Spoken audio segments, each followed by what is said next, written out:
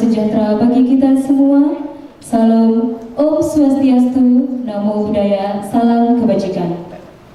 Dengan memohon rahmat dan perlindungan Allah Subhanahu wa Ta'ala, Tuhan Yang Maha Esa, pada hari ini, Rabu 12 Juli 2023, sidang ujian promosi doktor Promovenda atas nama Elvia A.Y. Al-Husni, stambuk C203-20007 dengan judul Analisis Unit Cause Pasien COVID-19 RSUD Madani Palu, studi kasus 2022, program studi doktoral ilmu ekonomi dimulai. Tim penguji memasuki ruang sidang.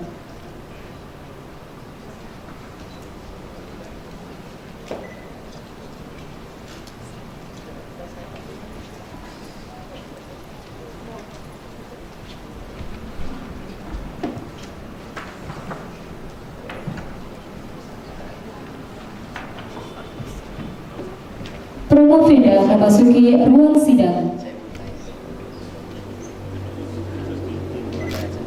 Sidang ujian promosi doktor dipimpin oleh Bapak Profesor Dr. Insinyur Alam Ansari MSI Ibu ASEAN Engineer selaku Ketua Tim Penguji.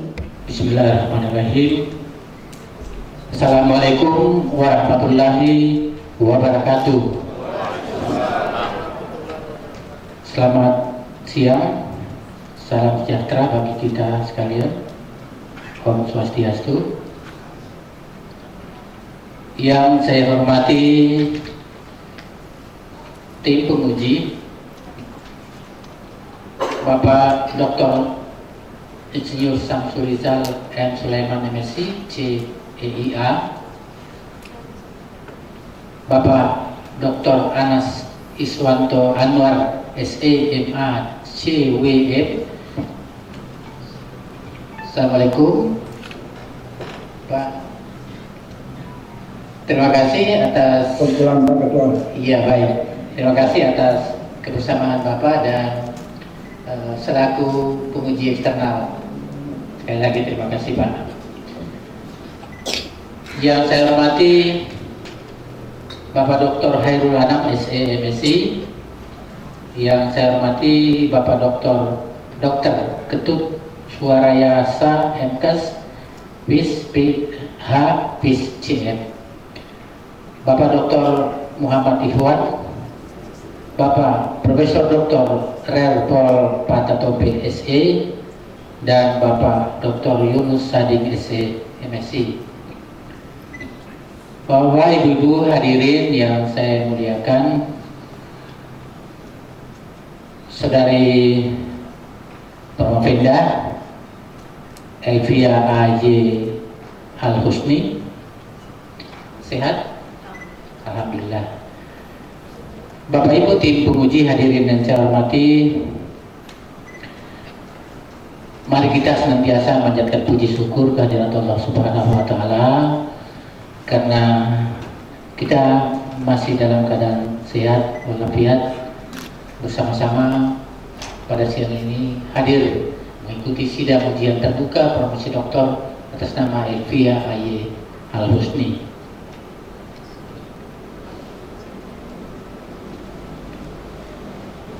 Dengan mengucapkan Bismillahirrahmanirrahim dan mohon perlindungan taufik hidayah Allah Subhanahu wa Ta'ala, maka sidang ujian promosi doktor atas nama Promovenda Elvia A.Y. Al-Husni saya buka.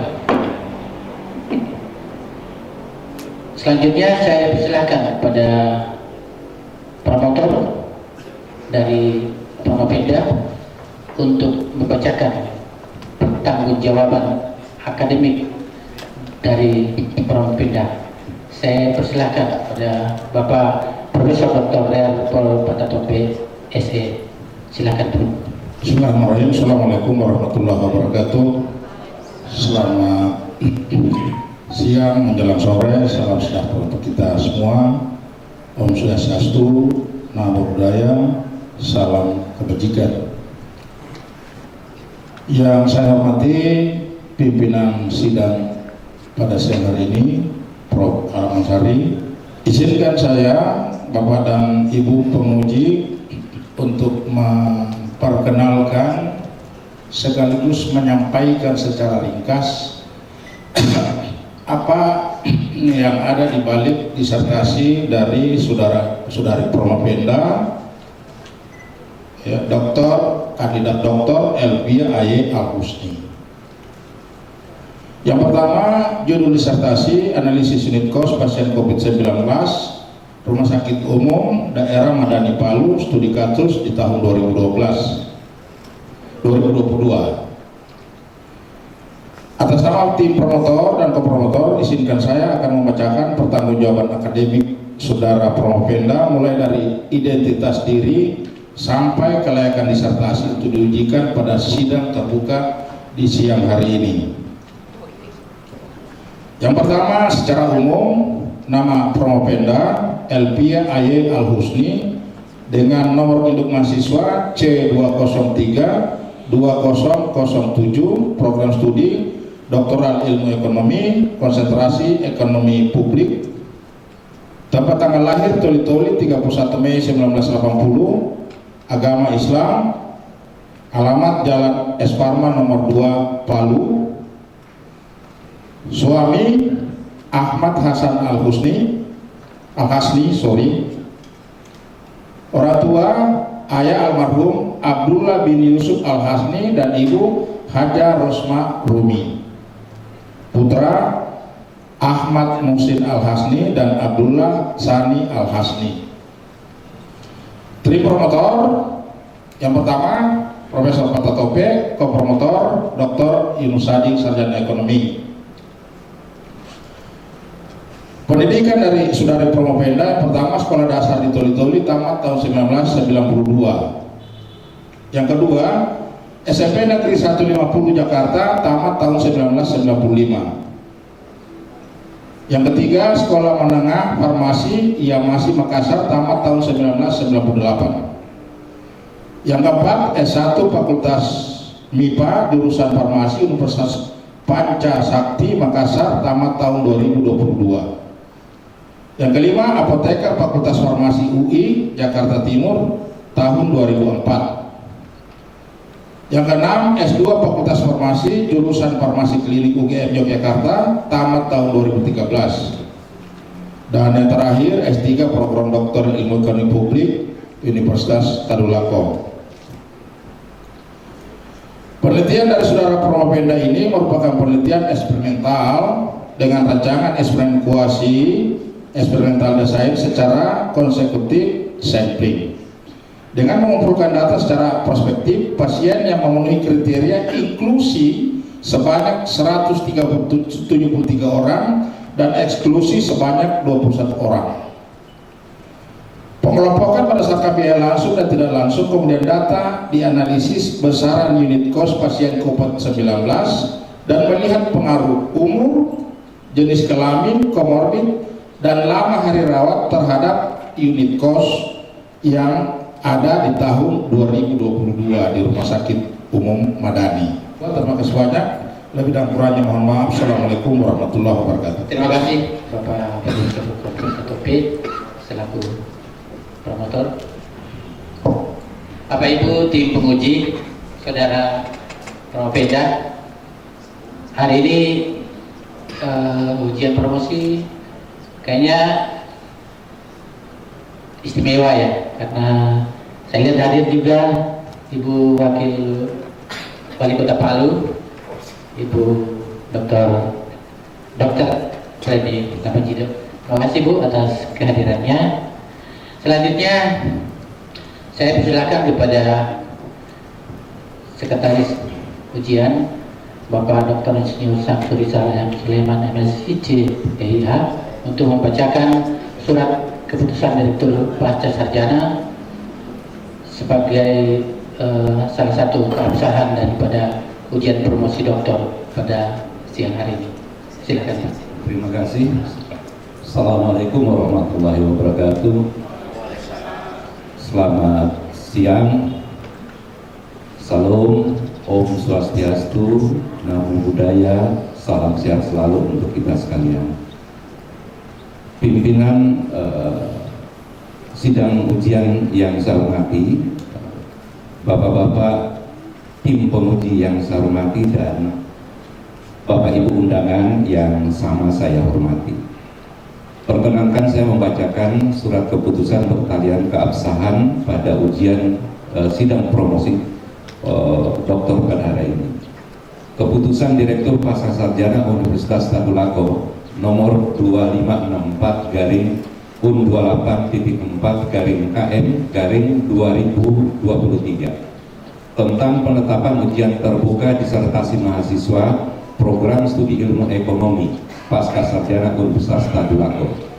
Direktur Pascasarjana Universitas Tadulako membaca dan seterusnya, menimbang dan seterusnya, mengingat dan seterusnya, memutuskan, menetapkan. Pertama, mahasiswa peserta ujian disertasi terbuka di bawah ini nama Elvia A.Y. Al-Husni, nomor stambuk C2032007, Program Studi Doktoral Ilmu Ekonomi, judul penelitian Analisis Unit Cost Pasien COVID-19 RSUD Madani Palu, studi kasus tahun 2022. Dengan tim pelaksana selaku ketua yang amat terpelajar Bapak Profesor Dr. Insinyur Alam Ansari MSI IPU ASEAN Engineering. Sekretaris Dr. Insinyur Samsurizal M. Suleman MSI CIA. Selaku penguji tamu yang terpelajar Bapak Dr. Anas Iswanto Anwar SEMA CWM.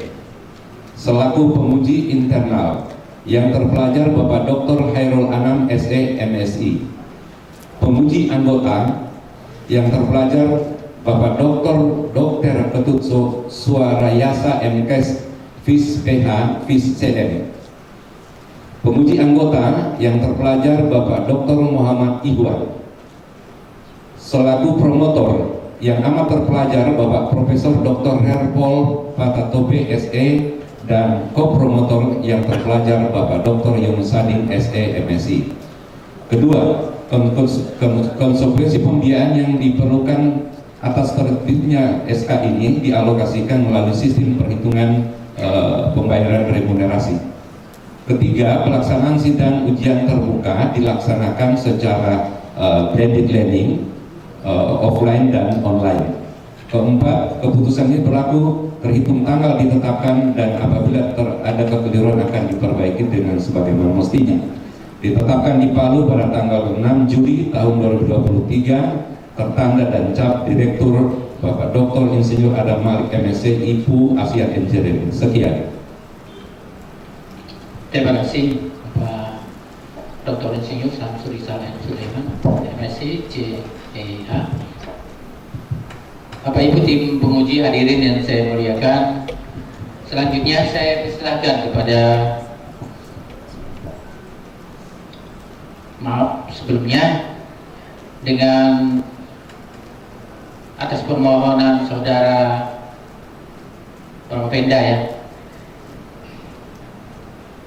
siang hingga sore ini akan mengikuti ujian promosi doktor dengan judul penelitian Analisis Unit Cost Pasien COVID-19 RSUD Madani Palu, studi kasus 2022.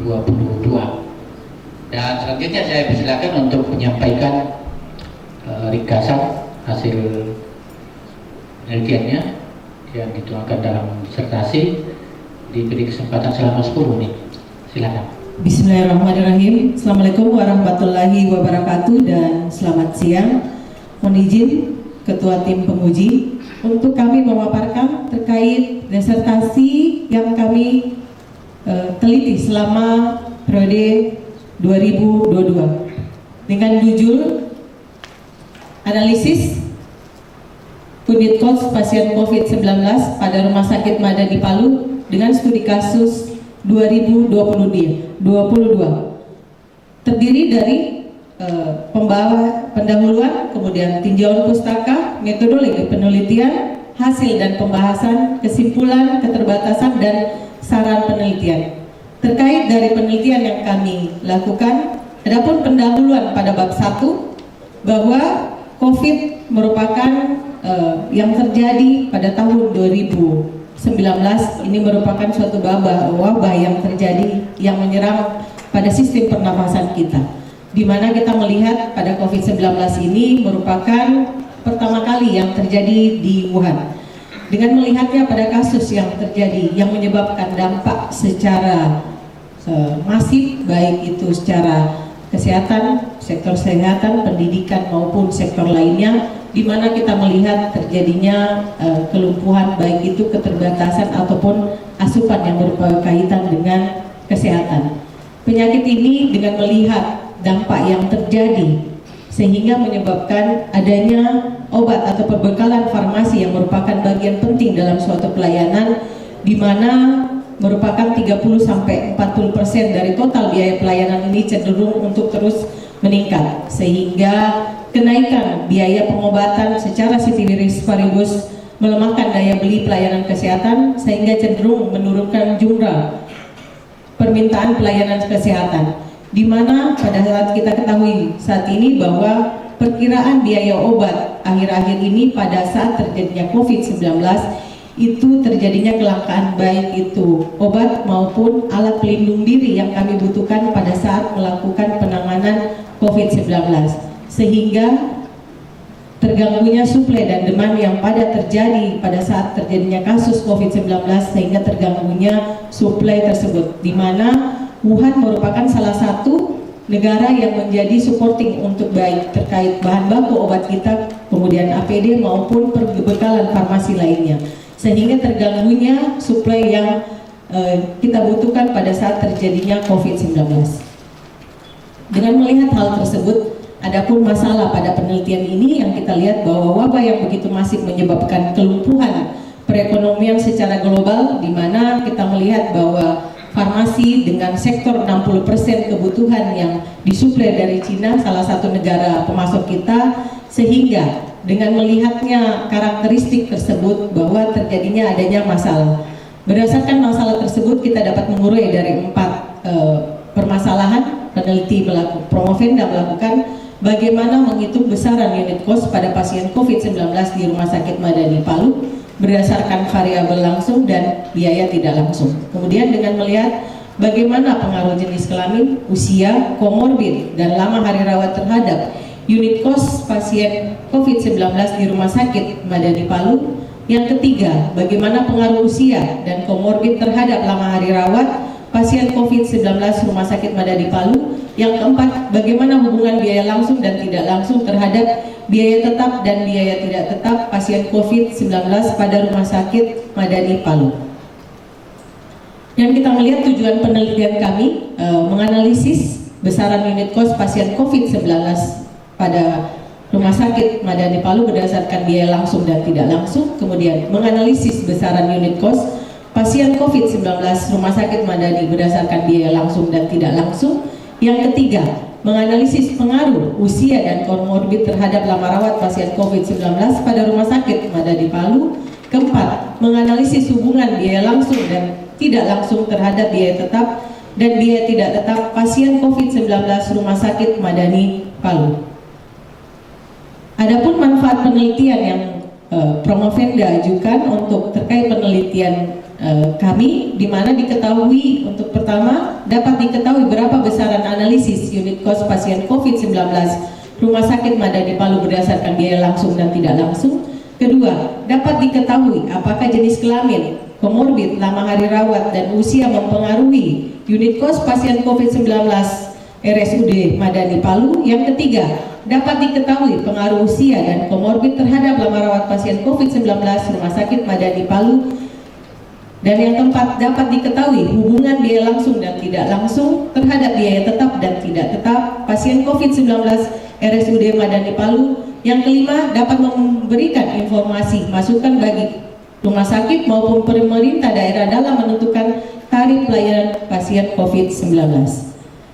Dengan melihat tersebut, kebaruan dari penelitian kami bahwa berdasarkan hasil penelusuran penelitian terdahulu tentang unit cost, adapun kebaharuan variabel penelitian kami di mana melihat bahwa variabel yang digunakan dalam penelitian ini adalah merupakan hasil kombinasi dari variabel dari penelitian Rehana, Tabis, Gojwari, Ahmad, Abdul, Demima, Sumiati, Wicaksono, di mana dari melihat kombinasi tersebut mendapatkan variabel terikat dan variabel bebas dalam penentukan biaya satuan unit kos sebagai besaran penentuan tarif pelayanan pada rumah sakit. Kebaharuan yang kami angkat pada subjek penelitian ini adalah kebaharuan penelitian analisis unit kos pasien COVID-19 yang dirawat di Rumah Sakit Panadi dengan melihat bagaimana apakah komorbid usia terhadap lama hari rawat ini dapat memberikan pengaruh sehingga hubungan biaya langsung dan tidak langsung terhadap biaya tetap dan biaya tidak tetap pada pasien COVID-19, sehingga di mana kami menghasilkan rumus unit kos terhadap jenis kelamin, umur, komorbid dan lama hari rawat, di mana rumus untuk perhitungan unit kos adalah total kos per jumlah pasien. Dengan ini kami melihat mendapatkan kebaharuan bahwa unit kos itu bisa terhitung dengan adanya jenis kelamin, umur, komorbid dan lama hari rawat. Dengan melihat ada beberapa tinjauan pustaka yang kami miliki, ini adalah beberapa literatur yang menjadi dasar, baik itu ada Rehana, Damima, Kurniawan, Sumiati, Bunga, dan dengan melihat hal tersebut bahwa bagaimana pentingnya suatu biaya ditentukan sehingga suatu tarif dalam pelayanan rumah sakit itu bisa dihasilkan, bahwa besaran tarif menjadi dasar untuk penentuan bagaimana kita melakukan tarif untuk diberikan pada pasien COVID-19 dengan melakukan analisis unit cost sehingga ketepatan dalam pemberian tarif dalam masyarakat itu lebih tergambarkan secara jelas. Kemudian kita melihat pada kajian pustaka dengan metode analisis ada 6 yang kita dapat menggunakan dengan metode simple distribusi, kemudian dengan step down, kemudian dengan model double distribusi, kemudian multiple distribusi dan metode activity based costing, dan yang keenam adalah metode hybrid. Inilah adalah metode yang dapat kita lakukan jika melakukan perhitungan unit cost. Dengan melihat hal tersebut, bagaimana kita melihat bahwa rumah sakit sangat membutuhkan bagaimana mendasari dari tiap-tiap pelayanan yang kita miliki adanya suatu tarif yang dihasilkan dari perhitungan unit cost sehingga pelayanan yang kita berikan pada masyarakat lebih tepat. Dengan kita melihat bahwa kajian yang kita berikan pada pasien untuk pasien corona adalah merupakan virus yang terjadi yang secara menyebabkan pandemi yang secara masif, di mana kita lihat dia masuk pada saluran nafas sehingga virus ini berproliferasi pada saluran nafas. Dengan melihat tersebut bahwa dengan kasus yang tinggi dan menyebabkan kematian, sehingga ini menjadi dasar untuk bagaimana penelitian ini kita melihat adanya faktor-faktor baik usia, jenis kelamin maupun lama hari rawat terhadap unit cost pasien COVID-19.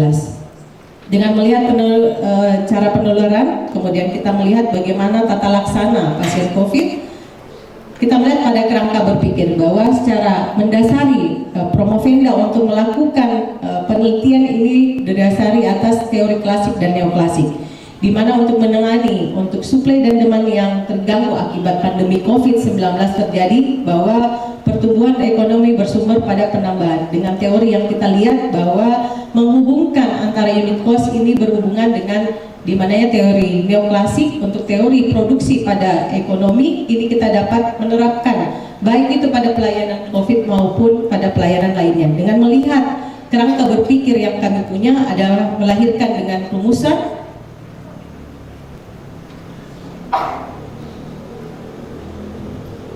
memperlihatkan bahwa unit cost dapat dilakukan dengan perhitungan baik itu jenis kelamin, kemudian umur, komorbid dan lama hari rawat. Adapun kami melihat untuk terkait metode penelitian yang kami lakukan bahwa tempat dilakukan adalah pada Rumah Sakit Madani Palu, dengan untuk penelitian adalah pasien COVID-19 bangsa rawat inap Rumah Sakit Madani pada periode Maret 2022 sampai Mei 2022. Kemudian kita melihat adapun kriteria inklusi dan eksklusi yang Promovenda paparkan adalah baik pada pasien yang terawat pada periode Maret sampai Mei, kemudian berjenis laki-laki dan perempuan, kemudian memiliki PCR swab positif, kemudian pasien dengan diagnosa komorbid hipertensi, diabetes mellitus, jantung dan asma, dan lama perawatan maksimal 14 hari, usia di bawah 95 tahun. Adapun kriteria eksklusi yang kami keluarkan untuk pasien-pasien COVID yang penelitian kami lakukan bahwa pasien yang rawat inap diduga COVID kemudian terdiagnosa bukan COVID. Yang kedua adalah pasien COVID yang dirawat kemudian pulang secara paksa. Kemudian ketiga, pasien yang tidak memiliki diagnosa komorbid hipertensi, diabetes dan jantung dan asma, kemudian PCR swab yang negatif, pasien lama hari rawat lebih dari 15 hari dan pasien yang memiliki usia di atas 95 tahun. Adapun perhitungan sampel yang kita dapatkan bahwa besaran dengan rumusan kuasi eksperimental, kami mendapatkan besaran sampel dengan lemesov berbesar pasien 96 orang. Ini adalah prosedur penelitian seleksi, kemudian mengumpulkan dan tahap pengolahan. Ini adalah variabel penelitian, metode analisis, dan definisi operasional. Kami masuk pada bab hasil dan pembahasan, bahwa hasil dari penelitian kami didapatkan total cost untuk pasien COVID-19 pada rumah sakit RSUD Madani sebesar 3,3 miliar, di mana dengan pasien yang kami kumpulkan pada saat penelitian sejumlah 173 orang dan mendapatkan unit cost sebesar 19.293.241 rupiah. Jika melihat dengan hasil yang kami dapatkan mendekati dengan suspek level 2 pada sebesar 20.703.700 rupiah. Kemudian dengan melihat rata-rata pada pasien berdasarkan tarif INASIBIJIS yang dibayarkan oleh BPJS mendapatkan 16.774.640 rupiah. Kita melihat bahwa hasil dari penelitian dengan gambaran biaya langsung terdapat bahwa obat dan BHP itu mencapai kurang lebih 39,1%. Ini merupakan hal yang tertinggi pada untuk biaya langsung pada pasien COVID-19. Sedangkan pada pasien COVID-19 gambaran biaya tidak langsung itu terbesar ada pada biaya pegawai, dan kedua adalah pada biaya pemeliharaan alat kesehatan baik medis maupun non medis. Kemudian kita melihat untuk terkait bahwa regresi yang kami lakukan memenuhi secara normalitas, kemudian heteroskadisitas, kemudian autokorelasi dan multikoliniaritas.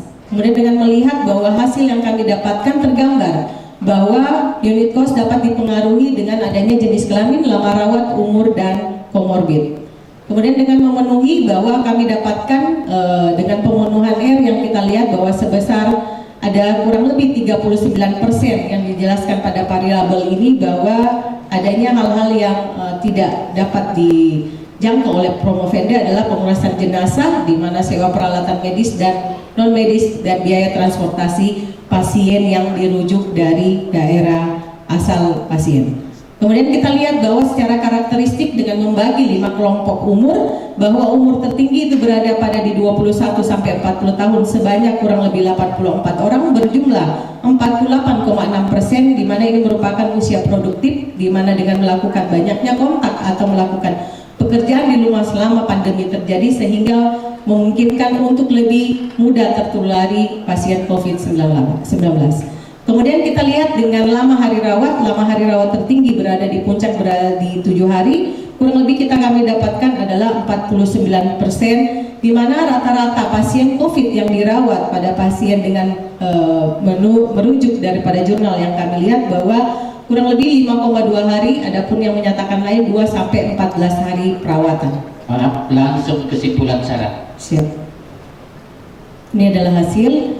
Kemudian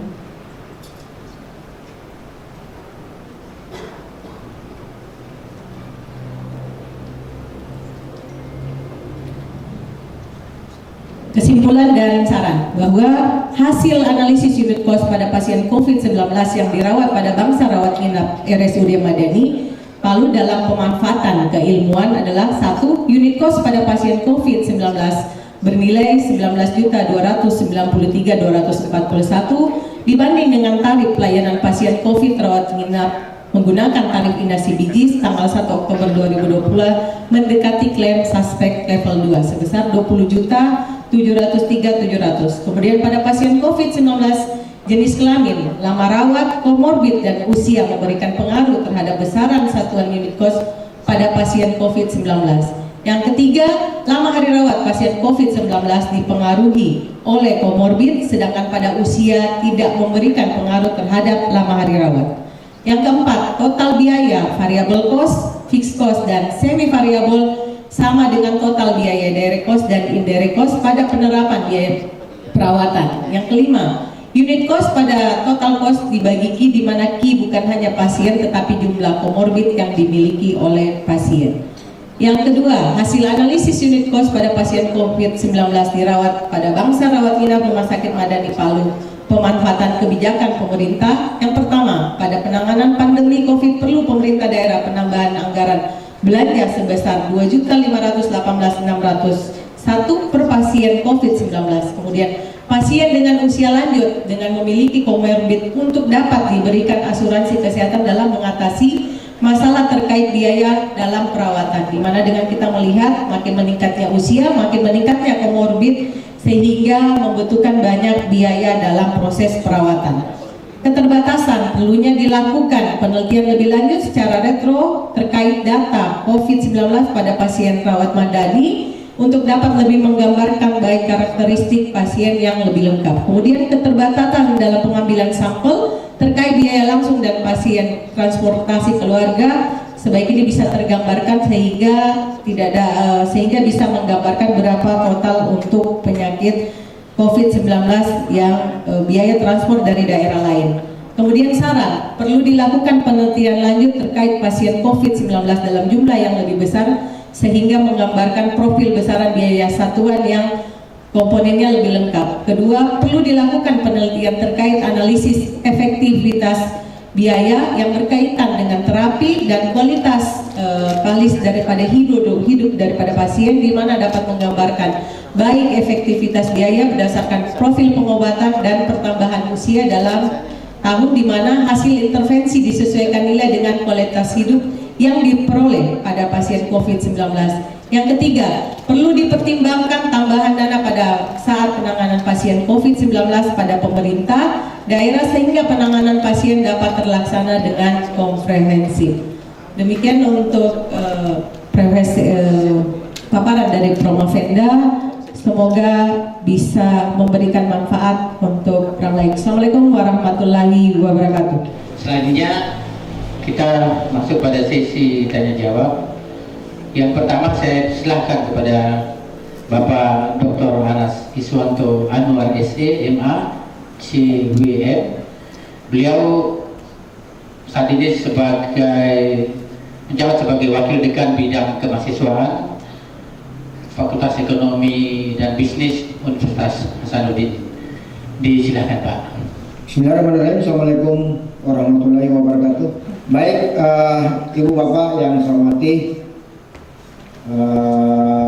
tentu saja kesempatan ini saya mengucapkan selamat buat Promavenda Elvia AY Al-Husni, karena saya yakin untuk sampai ke titik hari ini itu perjuangan tidak mudah, gitu ya.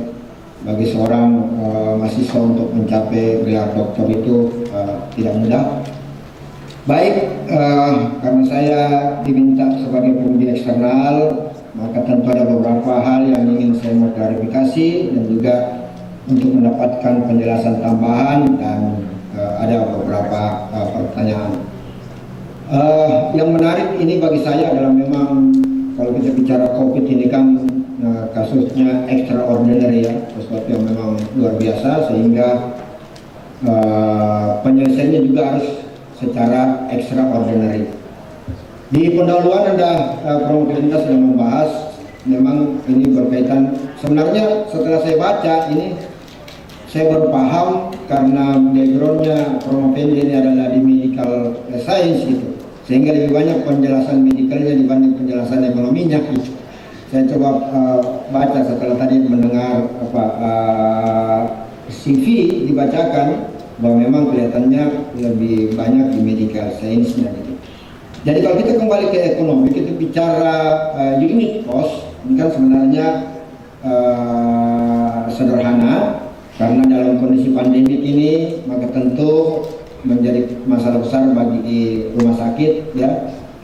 bagaimana menjalankan operasional. Ya, karena dari sisi operasional itu meningkat ya, karena pasien COVID itu bertambah. Kemudian dari sisi pendapatan kan itu berkurang gitu. Kenapa? Karena kunjungan pasien itu semakin sedikit. Nah, kemudian di sisi pasien ini kan memang subsidi ya, baik subsidi dari BPJS maupun subsidi dari pemerintah. Kemudian saya melihat juga di tujuan itu ada 4 Anda sampaikan. Nah, di tujuan ketiga dan keempat ini itu yang Pemda menganggap sebagai kebaruan ya, novelty. Yang ketiga itu adalah pengaruh usia dan komorbid dan lain-lain sebagainya. Kemudian yang keempat adalah direct cost dan indirect cost terhadap fixed cost dan variable cost. Nah, menurut saya di kebaruan ini yang mestinya lebih banyak dieksplor lagi sehingga benar-benar kita yakin bahwa itulah kebaruan dari penelitian ini. Jadi pertanyaan pertama saya adalah bagaimana hasil dari tujuan ketiga keempat ini, mohon dijelaskan kembali. Kemudian kalau kita lihat di teori ya, memang kelihatan Anda menyinggung tentang teori klasik dan neoklasik. Seperti kita tahu, kalau kita bicara neoklasik itu kan perkembangan bagaimana faktor-faktor produksi dan kemajuan teknologi itu akan mempengaruhi pertumbuhan ekonomi. Hanya saya belum melihat grand theory dari penelitian ini karena begitu banyak teori yang Anda coba tampilkan itu belum kelihatan grand theory. Jadi pertanyaan kedua saya adalah grand theory apa yang Anda gunakan di dalam penelitian ini. Yang ketiga selanjutnya adalah metode penelitian. Penelitian yang dilakukan tahun 2022. Pertanyaan saya adalah kenapa di Maret 2022? Seharusnya kan menurut saya itu harusnya di peak puncak dari disease ini jauh lebih bagus hasilnya. Saya tidak tahu, kelihatannya 2022 sudah mulai landai gitu ya. Dan mestinya di peak itu baru kita melakukan penelitian. Kemudian penjelasan tentang itu. Kemudian Anda melakukan pembagian antara kriteria inklusi dan eksklusi. Nah, ini saya coba cari kenapa Anda membagi kriteria responden ini antara inklusi dan eksklusi. Nah, di hasil itu tidak kelihatan. Nah, jadi konfirmasi saja terhadap kenapa harus ada inklusi dan eksklusi di dalam cara Anda melakukan penelitian ini. Kemudian dengan menggunakan regresi linear berganda dan chi-square saya kira sudah cukup tepat, terutama untuk lihat pengaruh daripada variabel independen dan independen. Kemudian itu pertanyaan ketiga saya, mohon maaf agak lama Pak Ketua. Kemudian yang terakhir yang terakhir adalah promosi ini kan sebenarnya tujuan ingin mempromosikan Provenda ini ya sebagai seorang dokter yang baru dengan melakukan penelitian. Maka tentunya kita diharapkan menggunakan istilah-istilah atau bahasa yang lebih mudah dimengerti oleh hadirin sekalian yang hadir hari ini. Nah, kalau saya adalah yang menarik di sini, Anda melihat hasil penelitian ini mengatakan bahwa ada perbedaan antara besaran unit cost yang Anda hitung dengan bantuan pemerintah. Berarti terjadi defisit dong dari rumah sakitnya. Nah, pertanyaan selanjutnya apa yang dilakukan oleh rumah sakit ya untuk menutupi ini ada wakil wali kota kalau tidak salah dulu kepala dinas kesehatan ini. Aman ini ya. Nah, itu maksud saya bagaimana sebenarnya kita eksplor lagi terhadap perbedaan angka ini, karena itu yang menjadi sesuatu yang menjadi sumbangsi hasil penelitian ini, sehingga apakah memang dana dari pemerintah ini mengucurkan dana untuk COVID ini, apakah dihitung juga atau tidak gitu. Nah, apakah mereka melakukan perhitungan atau tidak? Karena kita tahu bersama bahwa COVID ini kan kita tidak datang tiba-tiba, itu juga keadaan yang memang emergensi. Nah, ini bisa menjadi pembelajaran untuk selanjutnya kalau toh mudah-mudahan tidak ya. kalau toh ada lagi ancaman-ancaman atau sesuatu yang akan terjadi pada kita. Jadi pertanyaan keempat saya yang terakhir itu tadi, apakah memang Anda sampai kepada penjelasan bahwa rekomendasi, saya tidak melihat juga itu, rekomendasi yang selanjutnya yang harus dilakukan oleh pemerintah daerah, terutama kalau toh terjadi lagi kasus-kasus seperti ini. Saya kira itu Pak Ketua, mohon maaf agak lama, terima kasih. Kemudian topik pada daya, Assalamualaikum warahmatullahi wabarakatuh. Bismillahirrahmanirrahim. Mohon izin Pak untuk menjabarkan terkait hasil dari tujuan penelitian, di mana kita melihat pada poin 3 untuk menganalisis pengaruh usia komorbid terhadap lama hari rawat. Kita melihat bahwa lama hari rawat pada pasien kita COVID-19 ini bervariasi, mulai dari 6 hari sampai 14 hari. Dengan adanya ke tiap-tiap bagian yang bervariasi, kita melihat bahwa apakah daripada usia daripada pasien COVID-19 ini mempengaruhi secara langsung terhadap biaya. Kemudian kita melihat apakah komorbid atau penyakit penyerta dari tiap-tiap pasien ini dapat memberikan komponen tambahan terkait biaya-biaya yang diberikan. Karena kenapa? Dengan melihat tujuan tersebut bahwa semakin tingginya usianya suatu pasien dengan adanya penyakit penyerta, sehingga dapat memberikan gambaran biaya itu semakin akan meningkat. Karena kenapa? Lama dengan adanya hari rawat yang kita lihat pada penelitian ini, kami telah melakukan secara analisis T-square, di mana melihat bahwa secara komorbid dapat memberikan pengaruh secara signifikan terkait lama hari rawat pada pasien COVID-19.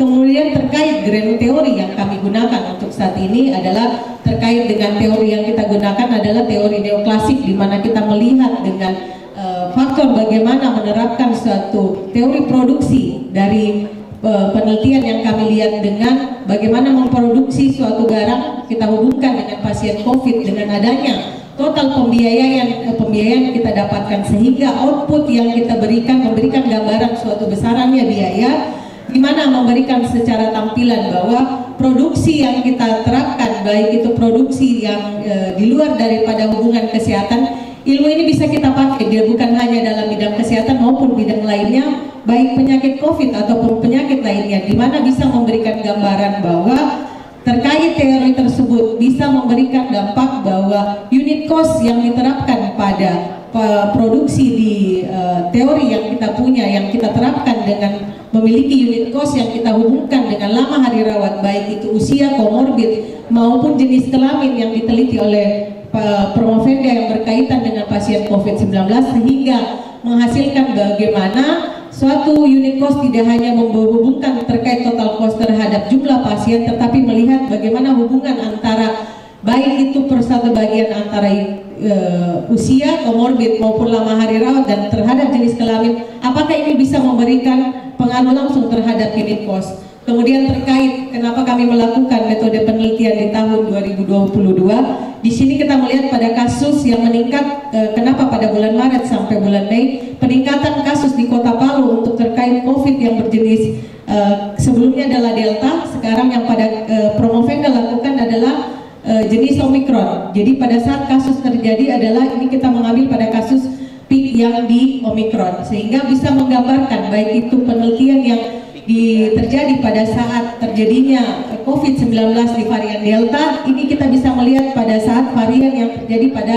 untuk varian Omicron. Terkait untuk kriteria baik itu inklusi maupun eksklusi yang kami gambarkan, bahwa dengan mengelompokkan bahwa pasien yang kita miliki wajib memiliki PCR yang terkait dengan aturan Kemenkes yang dikeluarkan, bahwa peneliti atau Promovenda melakukan bahwa pasien dengan PCR swab positif itulah yang kita ambil, sehingga menyamakan persepsi antara yang dipedomani untuk memberikan gambaran terkait pola yang kita lakukan penelitian. Kenapa kemudian kita memilih kenapa berjenis kelamin perempuan dan maupun laki-laki, dapat menggambarkan karakteristik di mana baik laki-laki maupun perempuan kita akan melihat bahwa faktor komorbid baik laki-laki maupun perempuan ini akan berbeda, di mana hasil penelitian kami terdapat untuk diabetes mellitus itu berpengaruh sangat tinggi pada di laki-laki, kemudian untuk di perempuan adalah komorbid yang tertinggi atau penyakit penyerta tertinggi adalah jantung, di mana dari setiap karakteristik baik laki-laki maupun perempuan ini memiliki, di mana perempuan di usia di atas 50 tahun atau memiliki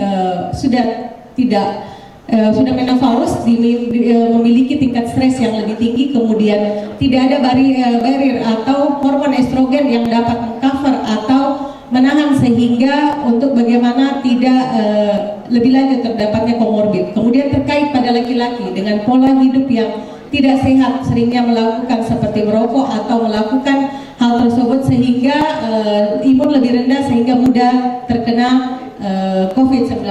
Terkait hasil yang ada perbedaan terkait bagaimana Promovenda melihat bahwa hasil yang memberikan sumbangsi pada pemerintah daerah, bahwa supporting yang dilakukan pemerintah yang pusat pada saat terjadinya pandemi itu adalah dana pemerintah pusat yang disalurkan melalui BPJS melalui paket Inasi Bijis, di mana memberikan level baik 1, 2 maupun 3 untuk terkait yang terjadi pada saat COVID-19, sehingga dana yang kita lihat besaran unit cost yang Promovenda dapatkan 19 juta sekian itu dapat tersubsidi oleh pemerintah daerah. Jadi jika terjadinya suatu pandemi, pemerintah daerah baik itu kabupaten kota maupun Sulawesi Tengah itu bisa siap menangani baik itu pandemi COVID ataupun pandemi lainnya.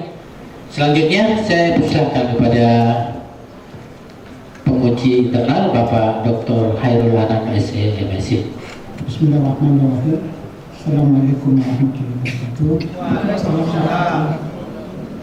Pertama saya menyapa sahabat saya Pak Anas. Terima kasih sudah bersedia hadir bersama-sama kami semua. Terima kasih Pak Ketua dan Sekretaris yang sudah memberi kesempatan pada saya untuk terlibat di dalam ujian promosi ini.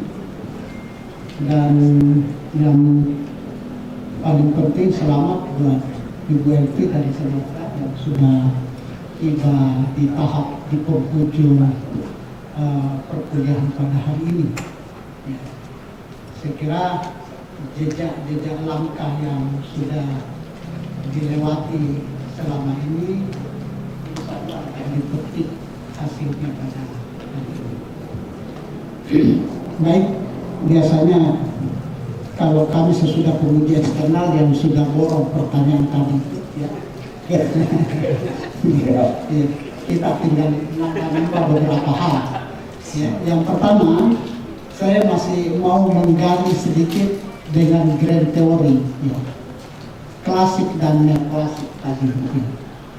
Ya minimal saya diberikan informasi siapa-siapa sih yang masuk dalam para penteori klasik dan neoklasik itu dalam kaitannya dengan riset ini. Walaupun kelihatannya tadi bahwa yang dipegang adalah neoklasik.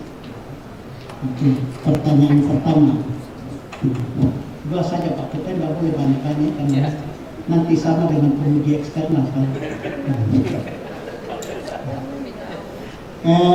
Yang kedua, pertanyaan kedua saya, apa sih filosofi tujuan penetapan tarif itu ya, di dalam, karena ini bagaimanapun juga bahwa rumah sakit itu adalah sebuah entiti perusahaan misalnya. Karena dia harus bersaing dengan data, bersaing dengan anggota pura dan seterusnya ya. Dalam kaitannya dengan hasil riset yang sudah menjadi temuan dari penelitian. Bismillahirrahmanirrahim. Mohon izin Pak untuk terkait grand teori yang kami kemukakan, baik itu teori klasik maupun neoklasik, di mana kalau kita paparkan bahwa terkait untuk neoklasik ada Adam Smith yang dimana ditemani oleh David, kemudian Thomas sama John Stuart, sedangkan pada teori neoklasik itu kita lihat bahwa adanya Robert Solow, kemudian Joseph sama Trevor, di mana kita melihat pada kenapa terkait grand teori yang kita lihat bahwa teori ekonomi yang berkaitan dengan produksi yang kita hubungkan pada pasien COVID-19. Kenapa tarif ini menjadi besaran? Rumah sakit merupakan sarana pelayanan nirlaba. Jadi untuk melihat hal tersebut bahwa setiap rumah sakit yang memiliki pelayanan untuk memberikan pada pasien ada patokan nilai rupiah yang kita tetapkan berdasarkan unit cost. unit cost yang kita dapatkan ini kalau untuk karena kasus ini baru terjadi pada tahun 2019 sehingga bisa menggambarkan sebenarnya tarif ini kita menjadi pedoman bagaimana jika terjadinya kasus yang sama, terjadinya pandemi yang terjadi pada kasus atau yang berbeda. Semoga tidak ada lagi untuk kasus COVID. Tetapi jika terjadi adanya kasus yang lain terkait pandemi, pemerintah daerah sudah siap bahwa anggaran atau besaran tarif yang kita miliki bahwa jika terjadinya pandemi itu belum cukup untuk bisa menangani pandemi sebelumnya. Jadi sebaiknya dengan adanya perhitungan yang tarif berdasarkan unit cost dengan komponen yang lengkap, baik itu biaya langsung maupun tidak langsung, sehingga bisa menggambarkan berapa besaran yang bisa digambarkan sehingga baik itu pemerintah pusat maupun daerah siap dalam menangani terjadinya pandemi. Terima kasih. Pertanyaan kedua tadi ini ya filosofi pentujuan penetapan tarif kan misalnya salah satu di antaranya ya itu misalnya adalah pemulihan biaya. Yang kedua adalah subsidi silang. Itu yang ketiga misalnya meningkatkan akses pelayanan. Keempat adalah meningkatkan mutu. Yang kelima ini berkaitan dengan hal-hal lain, misalnya tarif itu bisa dijadikan instrumen untuk persaingan sebagai corporate ya. Itu yang saya maksud. Ada nggak dalam hal COVID ini ya tujuan filosofi seperti itu terterapkan di riset? Tergambarkan bahwa ingin mengetahui bahwa memberikan gambaran terkait besaran tarif sehingga bisa memperlihatkan berapa besaran yang tergambar, baik itu yang terkait biaya yang kita miliki, kemudian memberikan terkait itu pelayanan, kemudian terkait pemerintah daerah mempersiapkan anggaran bisa mensubsidi jika terjadinya pandemi. Dalam penelitian ini menggambarkan bahwa bisa memperlihatkan bahwa pada terjadinya kasus COVID-19 besaran tarif itu sangat besar, sehingga karena ketidaksiapan pada saat terjadinya pandemi, memfilosofi bahwa jika terjadinya pandemi pemerintah daerah wajib siap, di mana bisa menggambarkan berapa besaran baik terkait itu yang berhubungan penyakit ataupun pandemi lainnya, sehingga besaran ini bisa tergambarkan. Kemudian filosofi lainnya bagaimana tarif ini bisa menjadi suatu pedoman di mana bisa memberikan pada pelayanan pada masyarakat menjadi saingan antara satu dengan yang lainnya. Sebenarnya kalau pada pelayanan rumah sakit itu bukannya persaingan karena masing-masing rumah sakit memiliki karakteristik pelayanan. Tetapi pada saat terjadinya pandemi, semua rumah sakit harus siap melayani, baik itu yang tipe C maupun tipe B harus sama-sama menangani pandemi tersebut. Sehingga besaran tarif yang kita tetapkan adalah merupakan besaran tabir, tidak berdasarkan klaster rumah sakit, tetapi memberikan, karena rumah sakit merupakan rumah sakit nirlaba yang memberikan nirlaba, sehingga gambaran tarif yang diberikan sehingga menguntungkan bukan hanya pada pasien, tetapi pemberi layanan menentukan besaran bahwa dengan anggaran yang kita miliki saat ini adalah bisa mempedomani untuk kecukupan pada saat terjadinya pandemi. Selanjutnya saya persilakan pada Bapak Dr. Ketut Suarayasa. Silakan. Assalamualaikum warahmatullahi wabarakatuh. Selamat siang, salam sejahtera untuk kita semua. Om Swastiastu, Namo Buddhaya, salam kebajikan. Ketua dan sekretaris, penguji, promotor, berpromotor, teman-teman anggota penguji, terkhusus penguji eksternal yang terhormat Bapak Dr. Anas Iswanto, senior saya, Kanda Dr. Reni, hadir teman-teman semua, terkhusus Promovenda. Selamat tadi disampaikan oleh promotor, tentu sampai pada titik ini melewati beberapa tahapan yang cukup berat. Sekali lagi selamat. Kalau tadi penguji Pak Hairul 2, saya tidak mau melampaui senior saya, jadi saya juga maksimal 2 seperti itu. Nanti kalau lebih penguji eksternal lagi. Yang pertama, pemerintah kan sudah menetapkan lewat presiden pandemi turun grade-nya gitu ke fase endemi, dan itu artinya penyakit ini masih tetap ada dan menjadi sahabat kita. Dia bisa case-nya fluktuatif gitu, makanya Ibu Wali pasti masih terus khawatir gitu, tiba-tiba terjadi lonjakan lagi seperti itu. Nah, studi yang dilakukan oleh Promovenda itu kan terjadi ketika ada kasus COVID, tentu banyak komponen biaya langsung, tidak langsung yang sudah dianalisis. Nah, kalau ke depan ada kasus serupa yang datang, apakah perhitungan unit cost yang sudah dianalisis dengan baik itu masih bisa diterapkan, atau kalau toh ada perubahan, mungkin hari ini bisa disampaikan demikian banyak komponen mana yang signifikan memberi pengaruh untuk menurunkan sehingga biayanya lebih efisien dalam perhitungan unit cost di rumah sakit. Yang kedua, kalau tadi banyak menanyakan karena memang basic promosi hari ini Promovenda diuji dalam asana ilmu ekonomi, mensandarkan teorinya pada grand teori tadi. Tapi saya ingin juga menanyakan karena basicnya adalah kesehatan dan yang dibahas adalah tentang COVID, maka teori epidemiologi juga sedikit tapi nanti kita kaitkan dengan biaya gitu. Banyak teori epidemiologi, ada triangle teori misalnya segitiga epidemiologi, ada transmission teori rantai ya penularan, ada teori simpul gitu. Nah, saya ingin satu saja teori di rantai di teori transmisi. Di situ ada 6 komponen yang berperan, mulai dari agentnya, reservoirnya, kemudian ada port di entry-nya, ada transmisi, ada port di exit-nya sampai host-nya. Nah, kaitannya dengan biaya yang cukup signifikan di biaya langsung menimbulkan biaya itu 31% itu obat dan BHP itu pada sasaran hostnya, sedangkan 25%-nya di biaya langsung APD itu di reservoir dan transmissionnya. Nah, bagaimana pendapat Promovenda mungkin bisa memberi saran masukan untuk melakukan intervensi di 3 simpul ini sehingga biaya kaitannya dengan pertanyaan yang pertama tadi, biaya lebih efisien dalam tataran hostnya obat dan BHP ini, dan kemudian di reservoir transmissionnya terkait dengan APD yang cukup tinggi. Ke depan mungkin tidak seperti itu. Terima kasih. Izin, Bismillahirrahmanirrahim. Terkait untuk pelayanan, bagaimana studi yang kita lakukan untuk Promovenda lakukan terkait untuk biaya unit cost pada pasien COVID-19, ini kita bisa terapkan secara lanjut bukan hanya pada pandemi COVID. Jadi kita bisa dapat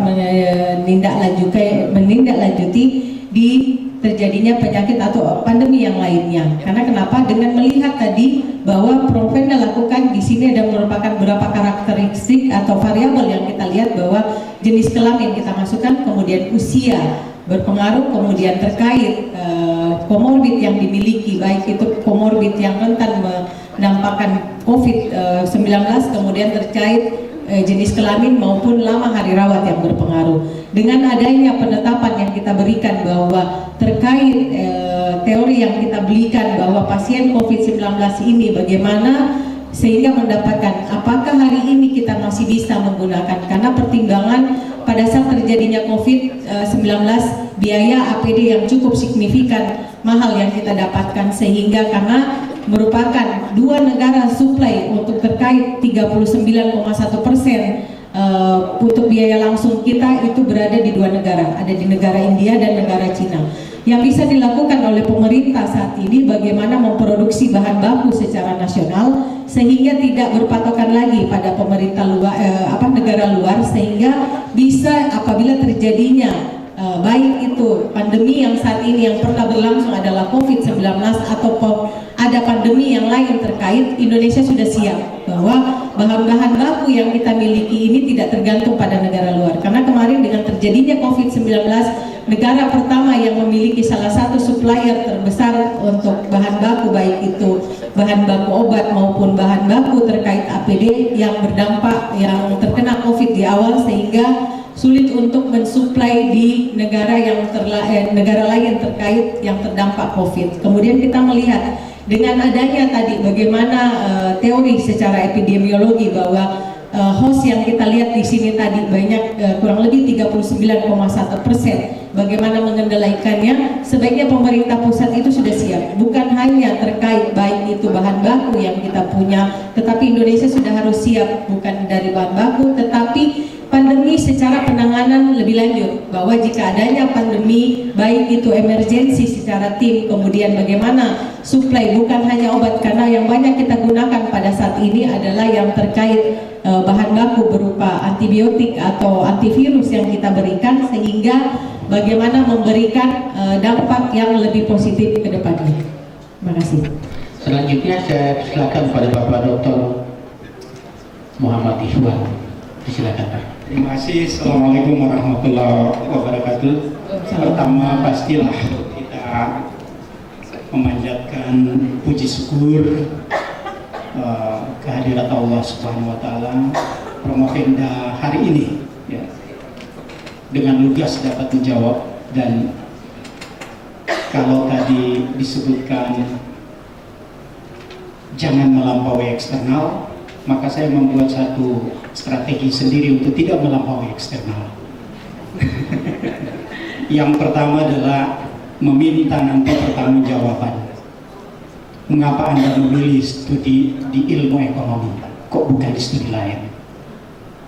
Nah, itu bukan pertanyaan, Pak. Bukan pertanyaan. Nanti dua pertanyaannya. Itu dulu dijawab. Mengapa Anda memilih doktoral ilmu ekonomi sebagai tempat Anda untuk mencapai apa yang disebut dengan terpelajar? Dahulu saya sekolah juga, ada seorang profesor yang akhirnya juga sekarang jadi almarhum karena COVID juga, saya sebutkan namanya. Guru saya adalah Profesor Dr. Miasto, memberikan pesan dalam 3 mata kuliah: ekonomika makro, lanjutan, metodologi penelitian, dan filsafat ilmu. Dia sebutkan bahwa yang pantas disebutkan sebagai terpelajar itu adalah mereka yang lolos dari jurang S3. Nah, maka saya meminta pertanggungjawaban Anda, mengapa Anda memilih S3-nya di Doktor Ilmu Ekonomi? Itu dulu, silakan. Mengapa Promopenda memilih ilmu ekonomi? Bahwa dengan melihat ilmu ekonomi baik itu secara makro maupun mikro, di sini menggambarkan bukan hanya terkait bagaimana memproduksi. Promopenda ingin melihat bagaimana penerapan dari ilmu ekonomi dibawa ke dalam ilmu kesehatan, sehingga bukan hanya terkait kita membahasakan bahwa produksi itu hanya ada di ekonomi, tetapi produksi ini pun ada di pelayanan-pelayanan lainnya, seperti ada di rumah sakit ataupun di bidang lainnya. Dengan adanya keterkaitan hal tersebut, bahwa ilmu pengetahuan antara satu dengan yang lain ada keterkaitan, sehingga bisa memberikan manfaat buat orang, di mana bahwa ilmu ekonomi itu tidak terbatas cuma hanya di satu bidang ilmu, tetapi dia bisa mengaitkan ke bidang ilmu yang lainnya. Hari ini Anda telah menulis naskah berbasis kepada teori ekonomi. Karena itu saya masuk di pertanyaan itu. Promopenda, Anda saat belajar mengenal apa yang disebut dengan the law of diminishing return, dan itu adalah dasar dari klasik dan dilanjutkan oleh neoklasik. Neoklasik mempertajam bahwa teknologi itu juga mendukung output yang disebut dengan pertumbuhan ekonomi. Anda outputnya adalah pasien. Oke. Jangan-jangan hak lama hari rawat. Nah, iya kan? Hati-hati terpeleset gitu ya. Oke. The law of diminishing return. Apakah Anda menemukan di dalam studi Anda, dan Anda temukan di dalam penelitian ini memang itu terjadi dan mengokohkan teori ekonomi? Satu. Pertanyaan. Pertanyaan kedua adalah, apakah hasil studi ini yang Anda telah kemas dengan metodologi eksperimen dan berujung pada studi kasus, mampukah dia digeneralisasikan atau apakah dapat dia digeneralisasikan, ataukah dia hanya pada kasuistis itu sendiri dan dapat direplikasi kepada kasus yang lain yang mirip. Dua pertanyaan Pak Ketua, jadi tidak melampaui 3.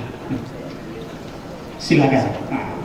Mohon izin untuk memaparkan terkait bagaimana terkait yang didapatkan grand teori tadi, bahwa teori klasik yang kita hubungkan dengan neoklasik yang dimana disampaikan oleh Adam Smith, bahwa kita melihat bagaimana penerapan terkait biaya produksi tadi, bahwa unit cost didapatkan dari total cost per jumlah produksi ya, sehingga mengeluarkan output. Tetapi pada penerapan yang Promovenda lakukan terkait untuk grade theory yang kita dapatkan tadi, kita bisa menghubungkan bahwa terkait yang kita dapatkan bahwa produksi yang kita miliki, bahwa dengan memproduksi dengan jangka baik jangka panjang maupun jangka pendek yang berkaitan dengan biaya langsung dan tidak langsung yang berhubungan dengan biaya kesehatan, di mana dengan melihat secara langsung biaya tadi kita dapat bisa menggambarkan baik itu biaya langsung bagaimana melihat karakteristik yang ada di pasien yang ada di rumah sakit, kemudian kalau biaya tidak langsung kita lihat bagaimana komponen-komponen yang menunjang sehingga menghasilkan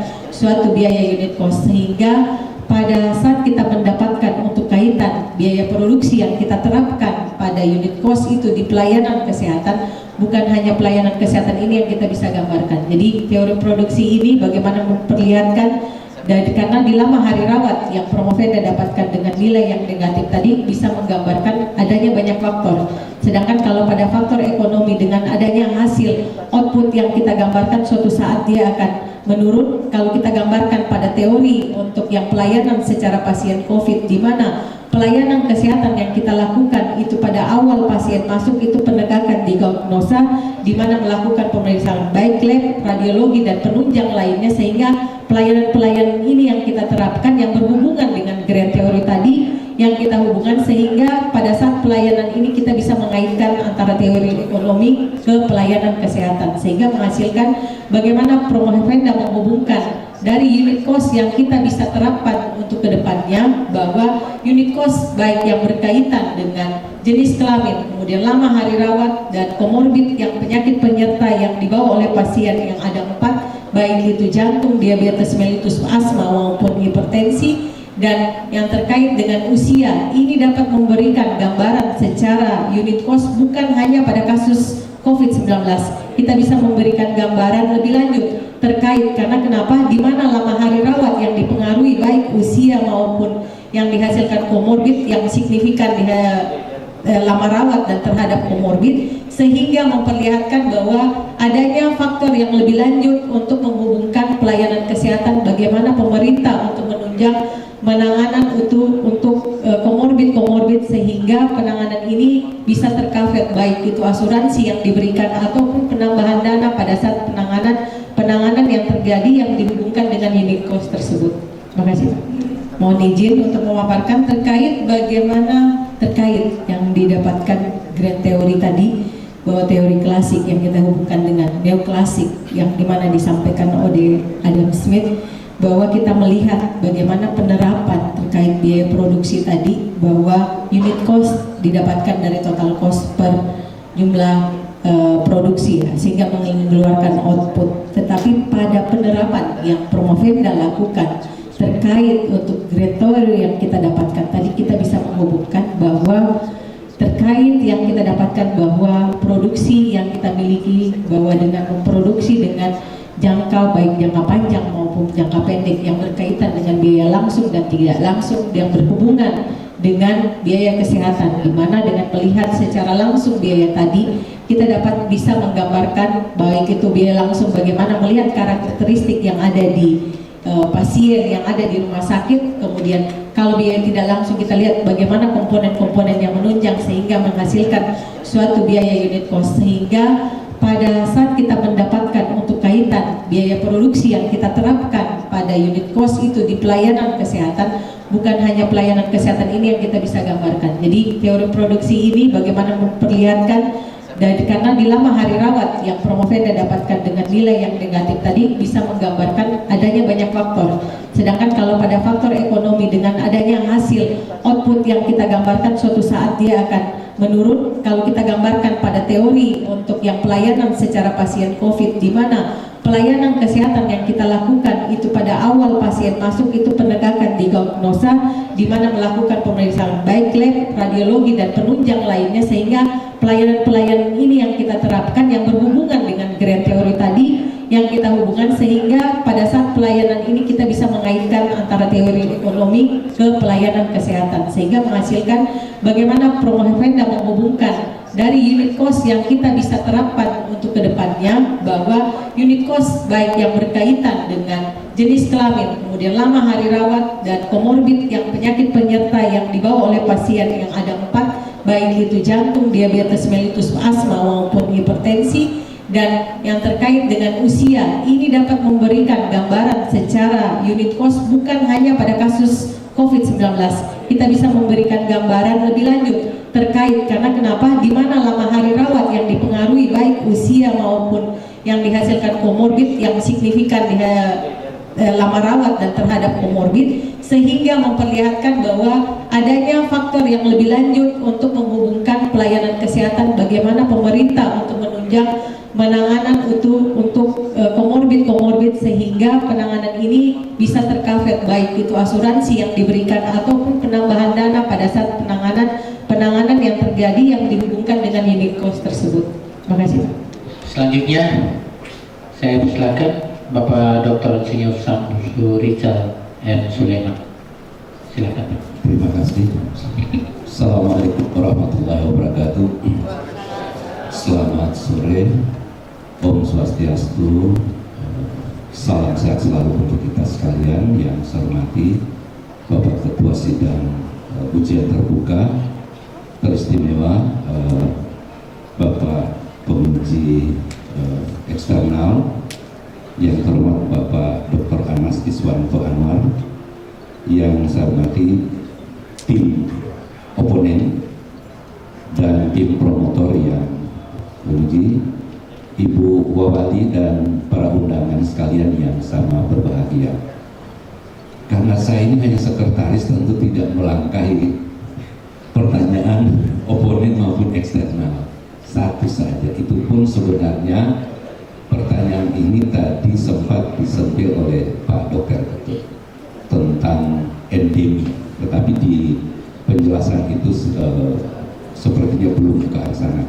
Jadi saya berandai-andai saja, seandainya pemerintah menetapkan COVID-19 ini menjadi endemi, pertanyaannya, apakah temuan Anda tentang unit cost 19 jutaan itu sama atau berkurang atau bahkan lebih? Jika ada perubahan, kira-kira komponen apa yang paling banyak? Sebab kalau saya membacakan, malah mungkin apakah ada tambahan komponen lain kemungkinan, misalnya program vaksinasi dan sebagainya. Mohon penjelasan. Ini berandai-andai pertanyaannya. Terima kasih. Pak, Bismillahirrahmanirrahim. Terkait jika hati ini kan ditetapkan sebagai endemi, terkait gambaran yang untuk kita berikan pada menjadi kasus yang kita dapatkan, bahwa komponen biaya langsung yang kami dapatkan 39,1%, di mana akan terdapat secara tersendiri untuk pada saat terjadinya COVID-19, bahan tersebut kita suplai masih sangat mahal. Untuk saat ini, untuk komponen tersebut itu kita bisa hubungkan, mengendalikan, bisa menghitung kembali biaya terkait unit cost yang kita dapatkan, karena APD yang kita dapatkan baik itu yang suplai dari luar itu dapat kita kendalikan untuk saat ini dengan harga yang relatif normal. Tetapi secara komponen perhitungan unit cost, kami tetap memakai dengan metode mempertimbangkan adanya terkait baik usia maupun jenis kelamin, komorbid yang penyerta yang didapatkan pasien, dan lama hari rawat yang mempengaruhi, di mana unit cost terpengaruhi dengan komponen tersebut. Promofenda menyarankan unit cost tersebut kita tetap memakai, tetapi jika terjadi endemi tadi, kita dapat menghitung kembali dengan metode yang sama dengan harga suplai bahan baku yang tadi sudah berbeda. Selanjutnya saya silakan pada Bapak Dr. Yunus Sadik, SC MSc. Silakan Pak. Bismillahirrahmanirrahim. Assalamualaikum warahmatullahi wabarakatuh. Predikat doktor itu adalah tanggung jawab. Oleh karena itu, maka melalui kesempatan ini saya ingin mengapresiasi tanggung jawab itu, dan saya sebagai kopromotor ingin bercerita tentang kisah beliau saya bimbing. Saya itu ada beberapa bimbingan saya yang sudah doktor, tapi beliau ini lain daripada yang lain. Kalau ada yang bilang bahwa mahasiswanya itu kadang-kadang takut sama promotor, justru saya yang takut kepada yang bersangkutan. Tidak bisa dijanji, Bu. Pak Wali, tidak bisa dijanji. Kalau saya janji jam 10, masih jam 9 sudah duduk di ruangan saya, di muka ruangan saya, tidak bisa saya lari menghindari. Apa artinya ini? Ini memang betul-betul orang mau sekolah. Ada juga bimbingan, ketemu 1 bulan, 1 hari, entah kapan lagi baru bisa ketemu, sehingga kadang-kadang sudah tidak nyambung. Itu kesan saya. Sebetulnya pertanyaan saya banyak saya ajukan terkait dengan ini, dan saya juga belajar dari beliau soal bagaimana mengintegrasikan 2 bidang ilmu, antara ilmu kesehatan dan ilmu ekonomi, lalu kemudian bagaimana ilmu kesehatan melihat ilmu ekonomi, dan bagaimana ilmu ekonomi kita masukkan di dalam konteks kesehatan. Terakhir saya 1 minggu lalu, saya mohon maaf Promopenda, karena saya tanda tangani pengesahan itu harus di teras di pinggir jalan, karena saya sudah mau berangkat, mau naik mobil, tapi dengan sigap dia tahu juga. Jadi saya herannya juga itu selalu ya, makanya nanti di luar ini saya mau tanya, penciumannya itu pakai apa? Itu hanya beberapa detik sebelum saya berangkat ke Buol mau kunjungi orang tua yang lagi sakit, sudah datang minta tanda tangan pengesahan, dia mau promosi. Yang saya heran itu penciuman tadi, kok bisanya masih tahu ada di sini, kan mestinya dia sudah hadang di Maboro begitu kan. Dan beliau memang betul-betul mau sekolah. Dan yang saya apresiasi itu karena agak susah memang ya, memang perlu penyesuaian. Bukan susah juga sih sebetulnya kalau mau, tapi memang memerlukan penyesuaian dari satu bidang ilmu yang berbeda kemudian lompat pada satu ini, memang harus memerlukan kerja keras. Dan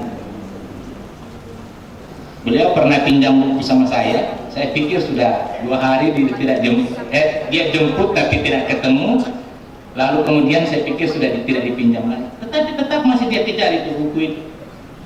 Sebenarnya saya kalau bukan beliau ini, saya Promopenda saya tidak akan pinjam, karena ada filosofi di soal meminjam buku. Barang siapa yang meminjam buku dan mengembalikan, bahwa itu dia orang bodoh. Ya, saya takut buku saya dia tidak kembalikan karena dia tidak mau jadi orang bodoh. Ya, dari beberapa tadi pertanyaan yang sudah disampaikan, sebetulnya saya sudah tidak mau bertanya. Cuma karena saya di sini sebagai penguji juga, saya bertanya, biar yang gampang-gampang, walaupun saya sudah tanyakan di dalam diskusi-diskusi. Tadi ada yang penguji menyinggung soal perbedaan unit cost antara komorbid, ada yang berbeda dengan jenis kelamin. Kalau dari sisi jenis kelamin ditambah dengan komorbidnya yang berbeda, misalnya untuk hipertensi, kelamin apa yang lebih tinggi, dan untuk misalnya yang lain, bisa nggak dijelaskan kepada kita supaya pemerintah nanti di dalam pengambilan kebijakan bahwa kalau penduduk yang diperkirakan terindikasi satu pandemi misalnya, katakanlah bukan COVID, maka pemerintah mampu mengantisipasi kalau misalnya dia tahu penduduknya banyak kelamin perempuan, banyak penderita hipertensi, dia tahu menghitung menyiapkan anggaran itu sebagai sebuah kebijakan publik. Terkait kaitan antara komorbid yang Provenda lakukan pada penelitian ini, dengan melihat tadi dengan antara jenis kelamin, kita membagi 2 jenis kelamin antara laki-laki dan perempuan, di mana kita melihat pada laki-laki yang tertinggi adalah diabetes mellitus, kemudian hipertensi, jantung dan asma. Sedangkan pada perempuan yang tertinggi adalah penyakit jantung, diabetes, hipertensi dan asma. Dari kedua karakter tadi, bahwa ini menghubungkan kalau pada diabetes merupakan penyakit dengan metabolic syndrome yang dipengaruhi oleh banyak faktor. Jadi bukan hanya yang terkait pada saat pemerintah daerah ingin mempersiapkan baik kaitan tadi penyakit jantung maupun diabetes mellitus, ini memakan biaya yang cukup besar. Liu juga menjelaskan bahwa hipertensi memakan waktu perawatan lebih lama, kemudian memerlukan pembiayaan yang lebih banyak dibanding penyakit yang lainnya. Yang kedua terkait yang dilakukan oleh Liu Yen, di mana menyatakan bahwa jantung adalah merupakan salah satu komorbid yang tertinggi pada saat dilakukan perawatan pada kasus COVID-19 terjadi. Jika kita menghubungkan dengan pemerintah daerah atau pusat, dia dapat melihat bahwa komorbid tadi yang kita tegaskan ini dapat menggambarkan bahwa komorbid tadi mempengaruhi harusnya lama hari rawat yang kita miliki. Dengan bertambahnya komorbid berarti biaya akan bertambah. Pemerintah daerah maupun pusat harus siap menangani hal tersebut sehingga pasien atau penduduk yang memiliki usia yang di atas 50 tahun atau lansia yang lebih rentan terkenanya suatu virus ataupun penyakit lainnya, ini lebih di-cover lebih mudah. Jadi saran kami untuk pemerintah lebih meng-cover usia-usia yang di atas 50 tahun ataupun yang memiliki kerentanan yang lebih pada penyakit karena memiliki komorbid tadi, Pak. Baik. Saya ada satu pertanyaan ya. Sebelumnya saya memberikan apresiasi terhadap apa yang telah diteliti oleh Provenda dan dituangkan dalam bentuk disertasi yang cukup baik ini dan komprehensif ya. Nah tentunya setiap riset disertasi ya pasti ada asas manfaatnya. Dalam filosofi dikenal sebagai aksiologi. Ya. Nah, coba Provenda menguraikan asas manfaat dari sisi ipteks, karena tadi sudah dijelaskan dan oleh tim penguji, beberapa tim penguji mengakui bahwa Provenda ini telah meramu bidang ilmu ekonomi, kemudian kesehatan ya. Nah, coba digambarkan kira-kira manfaat dari sisi ilmu pengetahuan dan teknologi. Kemudian yang kedua, asas manfaat terhadap kemaslahatan umat manusia. Saya pikir cukup. 2, silakan. Izin Prof untuk menjawab terkait aksiologi yang terkait dengan ilmu pengetahuan, bahwa dengan kita melihat tadi untuk terkait kesiapan bahwa unit cost yang tergambarkan untuk kita terapkan pada peningkatan yang kita hubungkan dengan teori produksi, di mana tadi teori produksi Prof menghubungkan adanya teknologi yang diterapkan dalam baik modal maupun tenaga kerja. Dengan kita melihat penggunaan untuk pengembangan ke ilmu pengetahuan ke depannya, bahwa ilmu ekonomi itu tidak terbatas hanya ekonomi saja, bahwa ilmu ekonomi ini kita bisa menerapkan di bidang ilmu yang lainnya dengan menggambarkan bukan hanya karakteristik yang baik kaitannya dengan biaya, tetapi melihat bagaimana dukungan dari pemerintah daerah mengkaji bahwa dengan adanya kebutuhan yang berdasar di dalam suatu masyarakat yang kita hubungkan dalam ilmu ekonomi yang kita kaitkan dengan kesehatan, sehingga sebenarnya ilmu ini kita bisa kembangkan memberikan manfaat bahwa ilmu ekonomi yang kita kaitkan dengan ilmu kesehatan ini bisa bersinergis sehingga bisa menghasilkan suatu pedoman-pedoman kebijakan yang memutuskan bukan hanya terkait biaya, kita bisa menetapkan juga terkait untuk memanfaatkan pengembangan ilmu pengetahuan terkait bagaimana suatu penerapan efektivitas terkait pelayanan sehingga mutu pelayanan kita bisa meningkatkan. Kemudian yang terkait bagaimana kemaslahatan bahwa dengan adanya ilmu ekonomi yang kita terapkan pada ilmu kesehatan ini bisa memberikan kemaslahatan buat masyarakat bahwa dengan adanya penerapan tadi, dengan adanya gambaran unit cost yang kita gambarkan bahwa dengan karakteristik yang ada di ilmu ekonomi dari terkait teori produksi yang kita terapkan di pelayanan unit cost, bahwa unit cost itu bisa kita terapkan bukan hanya pembagi total cost dan dari jumlah pasien, tetapi kita bisa menghubungkan bahwa unit cost ini kita bisa mengaitkan baik itu dari jenis kelamin, umur, lama hari rawat, dan komorbid sehingga bisa menghasilkan suatu gambaran unit cost yang menggambarkan secara keseluruhan sehingga ini bisa kita terapkan dalam ilmu pengetahuan dan masyarakat bisa mendapatkan tarif pelayanan yang layak. Terima kasih, Pak. Selanjutnya terakhir, silakan Bapak Profesor Mata Topik. Profesornya tidak akan bertanya lagi.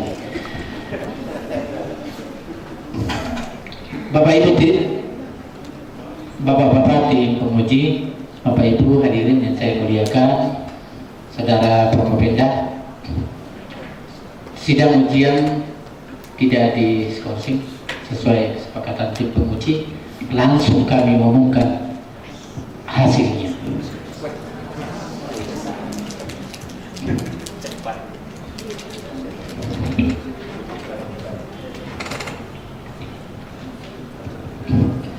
Nilai rata-rata yang diperoleh dari semua tim penguji 88,46. Itu artinya mendapat nilai A. Dan kemudian yudisium, sebelum saya sampaikan yudisiumnya, IPK sebelum disertasi 3,78.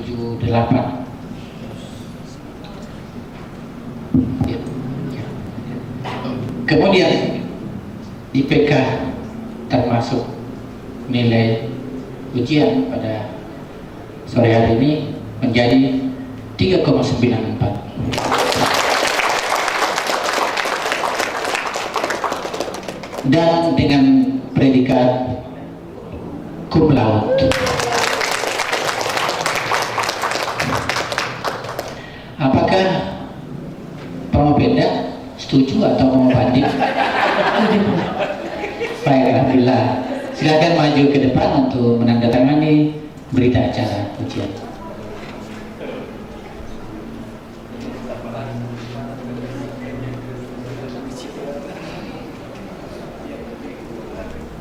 Bismillahirrahmanirrahim.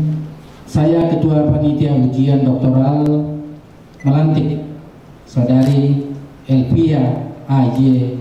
Al-Husni menjadi doktor dalam bidang ilmu ekonomi, konsentrasi ilmu ekonomi publik. Semoga Allah Subhanahu wa Ta'ala menerima amalan saudari sebagai amalan jariah yang akan saudari abdikan bagi ilmu pengetahuan nusa, bangsa, dan agama. Semoga saudari dapat mempertahankan integritas ilmiah saudari sebagai seorang doktor. Saya ucapkan selamat.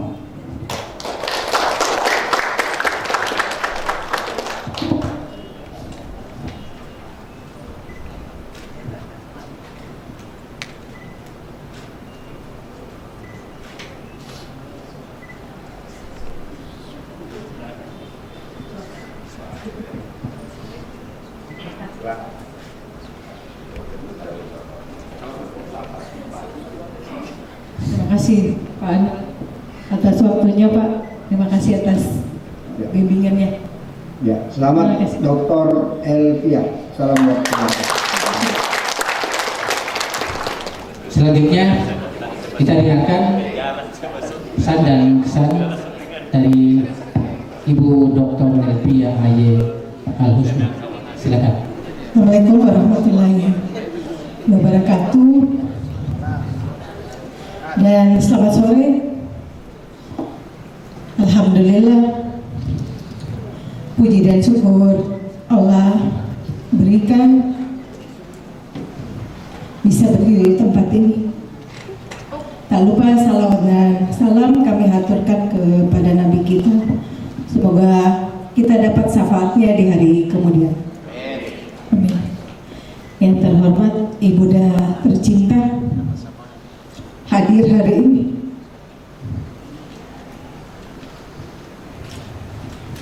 Yang tidak bisa didampingi ayah kami. Terima kasih Bu Wali untuk supportnya Bu selama ini. Terima kasih Kak Kanda di tengah-tengah kesibukannya sebagai Wakil DPRD Toli-Toli sempatkan hadir. Terima kasih Adinda dengan kesibukannya. Yang tercinta suami, supportnya selama ini mengizinkan bisa kuliah yang harusnya di luar kota, tapi di sini bisa mendapatkan ilmu yang lebih. Dan saudara-saudara saya yang hadir, terima kasih promotor yang tidak bosan. Tiap hari saya ganggu Prof berdiskusi, bukan hanya terkait COVID, ilmu yang Prof berikan.